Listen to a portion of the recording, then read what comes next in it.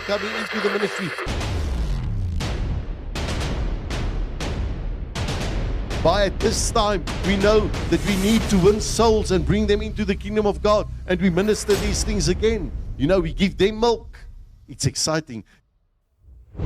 As jy die woord van die Here by jou het, wil ek vra om oop te maak by Jesaja 40.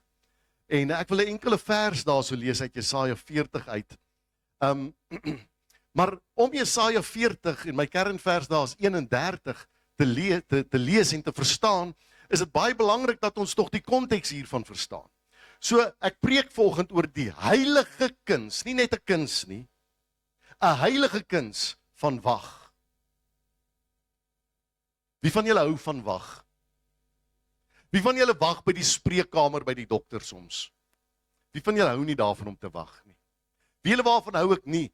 Ek hou nie daarvan om te wag as ek opgewonde is om my kinders te sien, hulle kom kuier nie.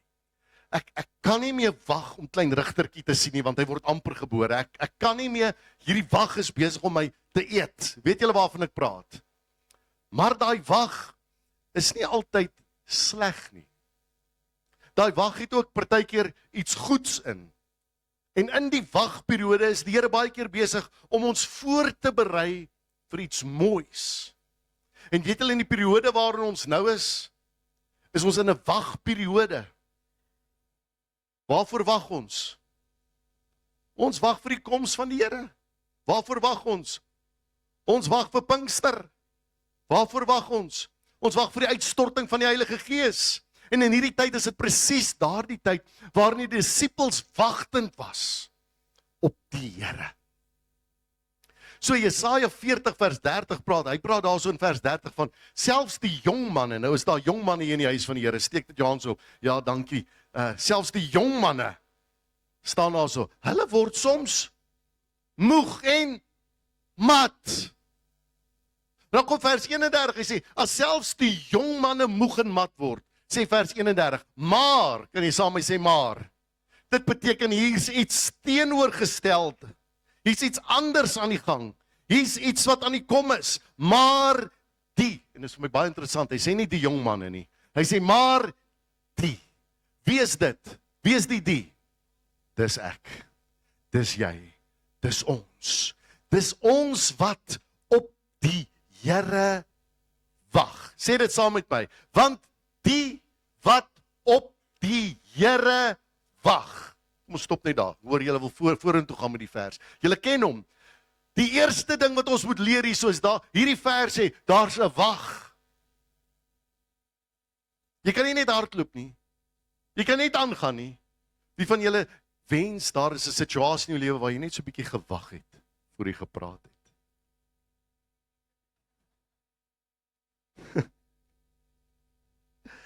Halleluja. Maar die wat op die Here, so ons wag, en wag is 'n goeie ding, maar raai op wie wag ons hier? Ons wag nie vir beter dae nie, het julle dit al vir iemand gesê? O, wag jy weer vir beter dae? Waarvoor wag jy? Vir beter dae? Ons ou mense praat ons so met die kinders. Nou, sê ja, dis so waarheid. Maar ons wag op die Here. Want in die Here is elke ja en amen. In die Here is ons hoop. In die Here is ons toevlug. In die Here is ons krag. Net alleenlik in die Here het ons oorwinning. En selfs al wag ons op die Here, wag ons vir dit wat hy vir my en jou instoor het. Amen. Kom ons loof die naam van die Here. Maar die wat op die Here wag, kry nuwe krag. Jo, ek wil vir jou sê in 2026, hier in die einde van April, het ek nuwe krag nodig. Iemand kan sê, yes, preach it, pastor. Ek het nuwe krag nodig. Ek het nuwe moed nodig. Jy weet, die wêreld kom vat so baie by my. Ek het nuwe krag nodig. Maar hoor wat sê hierdie vers verder. Hy sê, hulle vaar op met vleuels, soos die arende. Hulle sal hardloop en nie moeg word nie. Hulle sal loop, of jou vertaling sê, hulle sal wandel en nie mat word nie. Jo, ek wens hierdie skrif as 'n seën oor elkeen van ons vanoggend hiertoe. As jy dit ook begeer, steek net jou hand so op vanoggend, terwyl ons die Here hiervoor vertrou. Vader, mag U skrif vandag ons kom bemoedig. Mag ons vanoggend op U kom wag vir nuwe krag. Mag ons opvaar, Here, soos 'n arend wat sy vlerke sprei. Mag ons hardloop en nie moeg word nie. Mag ons wandel en nie mat word nie. In Jesus naam. Amen. Amen. So, die wêreld waarin ons is vandag, is moeg gewag. Ek wil dit kom kwalifiseer. Kom ons wees eerlik, wie is moeg vir krisisse? Wie is moeg vir onsekerheid? Wie is moeg vir die gevoel dat ons geestelike wagkamer is, in 'n geestelike wagkamer is en ons sit en ons wag en die klok gaan net so uit tik, tik, tik, net so verby. Ons is moeg. En in die tyd waarin ons leef, wil ek vir jou sê, het ons so moeg geraak, ons het als begin kits of vinnig doen. Wie van julle eet soms kitskos?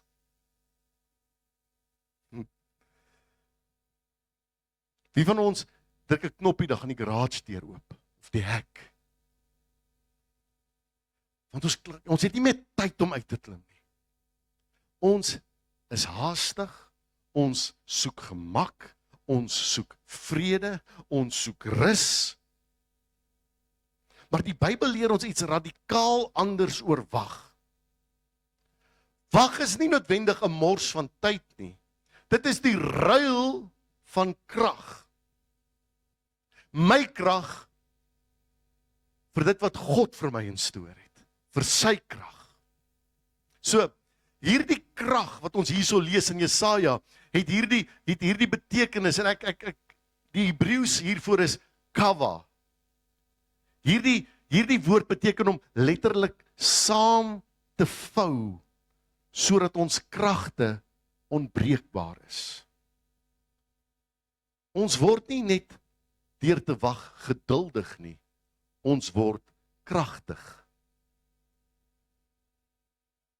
Ek wil vir jou sê, baie dinge gebeur terwyl jy wag.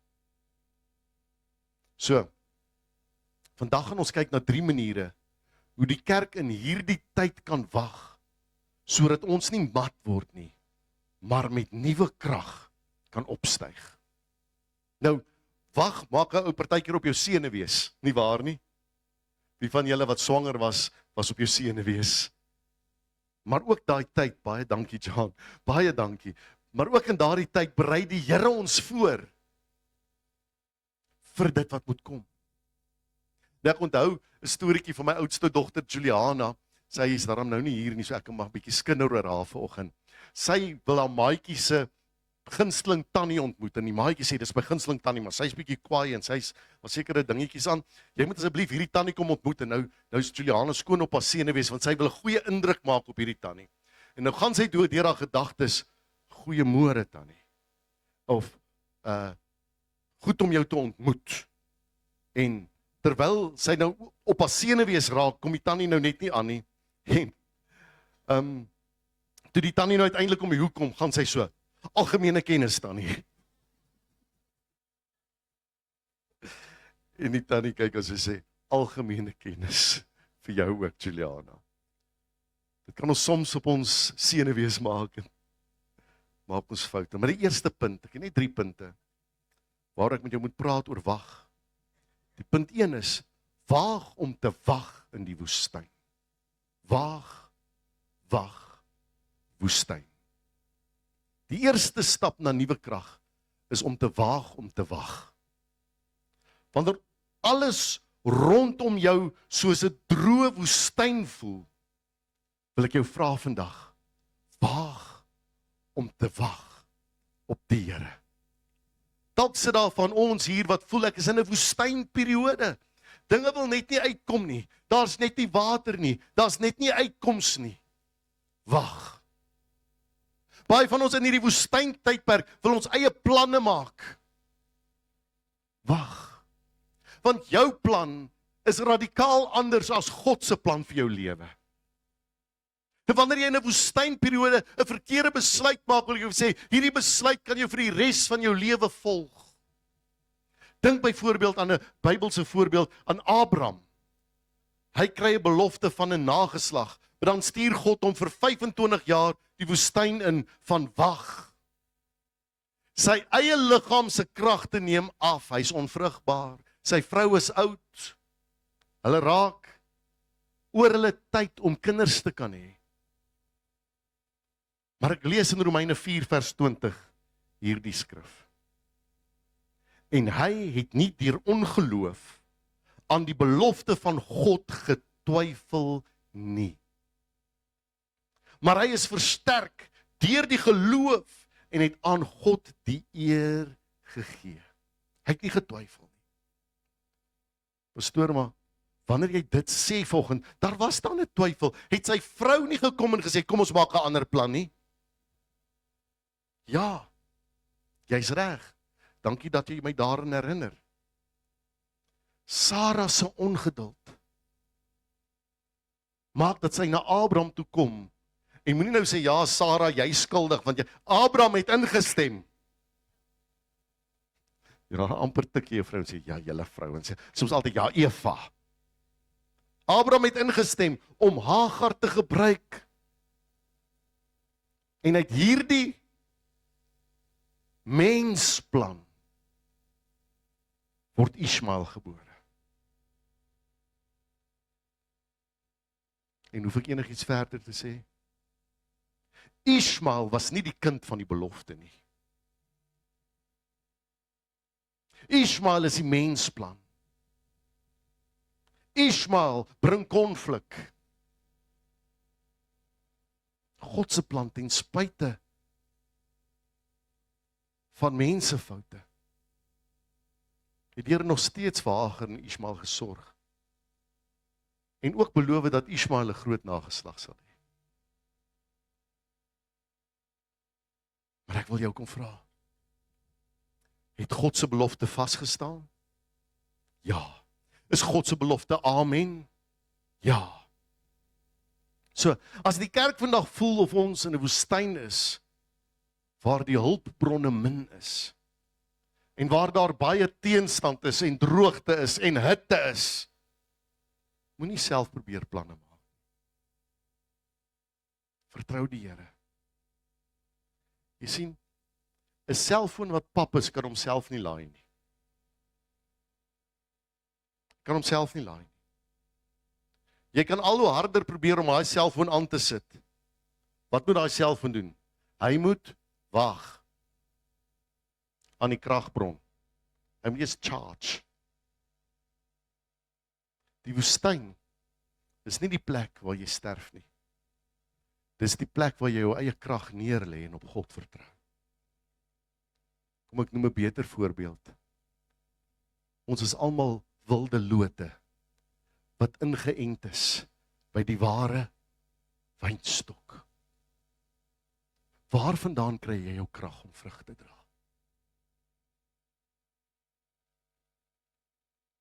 Moenie jou eie planne maak nie. Soveel van ons kan vandag getuig waar ons ons eie planne gemaak het en dit die grootste mislukking was ooit. Volg God se plan vir jou lewe. Punt 2. Bly besig met bid en bou. Bly besig met bid en bou. Ons is nou klaar by die wees, ons is nou by die bees. Bly besig met bid en bou. Hou julle van hierdie alliterasie. Goed. Die geheim van nuwe krag is dat ons gevind word, hierdie krag, dit word alleenlik gevind in besig bly met die koninkryk van God. Selfs wanneer ons nog nie die volle deurbraak sien nie, selfs as ons nog nie die antwoord het nie, moet ons besig wees met bid en om aan onsself te werk en te bou. So dink byvoorbeeld aan die disippels wat in die bovertrek sit. Jesus sê vir die disippels, wag in Jerusalem. Hulle was bang. Hoekom? Want hulle was min. Hulle het nou net hulle vriend Jesus, die koning van die konings, gekruisig. Die wêreld was teen hulle. Hulle kon wegkruip. Hulle kon selfbejammerend wees. Hulle kon vlug. Maar hulle het gekies om gehoorsaam te wees en te bid en te bou. Vir 10 dae het hulle gewag. En wat het gebeur? Daardie wagtyd, daardie bidtyd, daardie boutyd, daai bemoedigende tyd wat hulle onder mekaar gehad het, het hulle nie moeg gemaak nie. Wat het dit gedoen? Dit het hulle opgebou. Dit het hulle bemagtig. Dit het hulle bekragtig. En toe die Heilige Gees val, het hulle met nuwe krag uitgegaan, wat die hele Romeinse ryk op sy kop gekeer het, omgedop het. Dat self hierdie magtige Romeinse ryk bang was vir hierdie herlewing wat besig is om plaas te vind. Kerk, ek wil vir jou sê, dis tyd dat die Heilige Gees weer val, dat hierdie dorp en die regering en almal bang raak vir die uitstorting van die Heilige Gees en die krag van die kinders van God wat beweeg daar buite op die straat.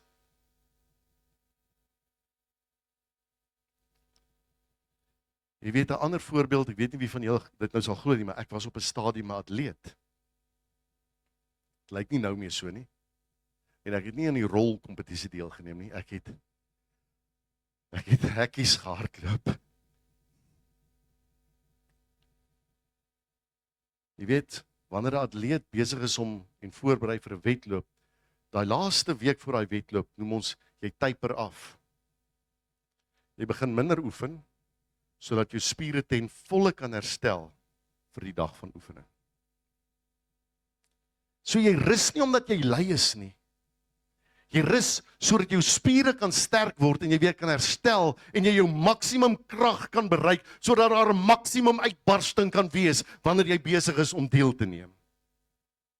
En net so wanneer jy bid en bou en bekragtig en bemoedig word deur jou medebroers en susters, is daardie wag nie 'n lui tyd nie. Is dit nie 'n tyd wat jy niks doen nie. Is dit 'n tyd wat jy gereed maak juis vir daar waar die tyre die teer slaan om effektief te wees in sy koninkryk.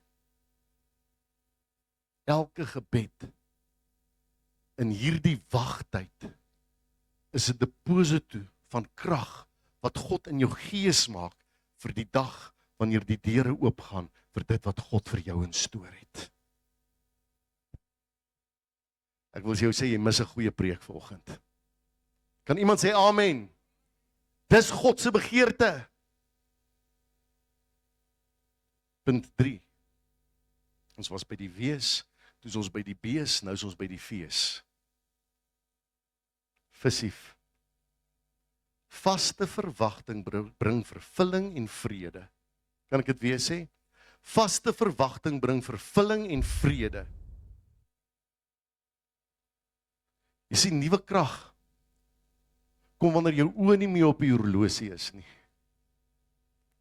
As Abraham se oë op die horlosie was, sou hy gesê het, ek's te oud. En baie van ons wat hierso sit sê, ek kan nie nou bediening toe gaan nie want ek's te oud. Ek kan nie nou hierdie doen nie want ek's te oud. Jy weet gereeld, ek is mos deel van die senior sel, nie dat ek senior is nie, hulle is my selgroep. Sê hulle, nee pastoor, maar ek's te oud. Ek sê, moenie retire nie, retreat. Refire. Daar's nie iets in die koninkryk soos retire nie. Ou pastoor Dupesani, en hier is 'n getuienis van ons visievoorsitter Thys. Thys het eendag vir hom sy hand geskit. Onthou julle ou pastoor Dupesani wat hier so rondgery het met sy blou bussie? Hy sê, pastoor, wanneer gaan jy aftree? Hy sê, hy trek vir Thys so nader, hy sê, my seun, wanneer jy vir die Here werk, tree jy nie af nie. Ek wil vir jou sê, solank as wat daar asem in my longe is, sal ek die naam van die Here groot maak, en sy woord verkondig, om loof en prys, en om eer vir wie hy is. Jy sien, my oë is nie op die horlosie nie. My oë is op die vaste verwagting. Dat dit wat die Here vir my beloof het, gaan en sal gebeur. My wag is nie 'n wag van ongeloof nie. My wag is 'n wag van opwinding, van verwagting in hom. Dink in Lukas 2 vers 25 tot 35. Jy kan dit mooi gaan lees hierdie stukkie waar Simeon in die tempel is. Simeon was 'n ou man Menslik gesproke, moes hy lankal mat en moeg gewees het. Hy moes klaar gewees het. Ifedile, ikletile, ek weet nie al die woorde wat jy het nie. Pelile, pugai, moeg, sat. Maar die Here het aan hom 'n belofte gemaak dat hy die Messias sal sien kom. En toe Jesus 'n pa en ma hom in daai tempel inbring en hy Jesus ontmoet. Kan julle dink wat in daai ou man se hart gebeur het? Die koning is hier. Ek het 'n verwagting gehad vir die redder, vir die verlosser om te kom, en hy's hier, en ek sien hom, en ek het hom lief. Hy het 'n verwagting gehad. Sy geloof het hom versterk. Hy het nie moeg geword vir die tempel nie, hy het nie sy oë gefokus op die horlosie nie, hy het gefokus op die belofte wat God vir hom instoor het. En toe hy daardie baba in sy arms hou, was sy krag soos nuut, so sterk, dat hy kon opstaan en uitroep, nou kan ek in vrede gaan. Hy roep dit uit. Ek wil vir jou sê, daardie dag kom vir elkeen van ons. En wanneer ek voor die Here staan, wil ek sê, Here, selfs my wagperiode was 'n verwagting periode in U. Dink byvoorbeeld aan 'n arend. Jy weet, sê ons skrif nie, hy sal soos 'n arend opstyg, soos die vleuels, met vleuels soos die arende. So kom ons dink aan 'n arend. Wie van julle het gesien dat 'n arend so staan en iewes skielik raak hy desperaat en dan begin hy sy vlekjies soos 'n hoender klap, jy weet, want ek wil graag, hy doen nie dit nie. Nee. Hy raak nie opgewonde of desperaat nie. Hy verander nie van 'n arend na hoender nie. Hy weet wie hy is. Hy weet wat die krag is wat daar so in sy vlerke lê. Sonder om desperaat te raak, wag hy op die hoogste rots. Hy wag vir hierdie termiese hitte, hierdie strome. Hy kyk die wind uit. Hy spring nie net nie. Hy begin nie net fladder nie. Hy wag. Hy wag vir die regte tyd. Want hy gaan sy naam nie hoender maak nie. Hy gaan sy naam arend hou. Hy kyk die wind uit. En wanneer die wind kom, sprei hy sy vlerke. En die wind doen die werk. Dit is wat dit beteken om op die Here te wag. Hou op fladder in jou eie angstigheid. Hou op fladder in jou eie angs. Laat die wind van die Heilige Gees jou dra. Sien, gister toe raak ek beangs. En ek moet terug na my woord toe, ek moet terug gaan na my preek toe. En ek moet dinge verander en ek sê, Here, ek wag op U. Ek wag vir die belofte van die Here, want U het beloftes oor hierdie gemeente uitgestort. U het beloftes oor ons lewe uitgestort. En ek wag met 'n afwagting daarvoor. So ek wil kom afsluit vandag. Marley. Ek wil met jou praat oor die groot ruil. Kerk van die Here, kinders van die Here. Hier is my finale gedagte volgende. Wag is 'n ruiltransaksie. Jesaja 40 sê, die wat op die Here wag. Die wat op die Here wag, kry nuwe krag. Jy gee vir God jou moegheid, jou uitputting, jou senuwees, jou angs, jou moegheid, jou bekommernis, jou toekoms, jou huwelik, jou kinders. Voeg daarby wat jy moet gee. En hy gee vir jou sy onuitputlike voorsiening, krag en energie. Die wêreld kyk na sy kerk sy kerk en sê, hulle is moeg. Hulle doen niks. Hulle is stil. En dalk is ons. Dalk is ons. Dalk het ons probeer hardloop in ons eie krag. Dalk het ons probeer vlieg met vlerke wat ons self aan mekaar geplak het sonder om te wag. En vandag kom nooi die Here jou. Kom wag by my. Kom sit stil by my. Kom hoor by my. Elkeen wat honger is, elkeen wat moeg is, elkeen wat mat is, kom na my toe. Almal wat vermoeid en elkeen wat belas is, kom na my toe. Want ek wil jou rus. Kom wag by my. As jy voel jy kan nie meer nie, en as jy hardloop jou mat gemaak het, en die loop jou moeg gemaak het, is hier die uitnodiging vir oggend vir jou. Ek nooi elkeen uit wat vandag nuwe krag nodig het om op te staan en vorentoe te kom. Moenie wag tot jy beter voel nie. Kom ruil volgens jou swakheid, net soos dit is, vir krag. Thank you for watching.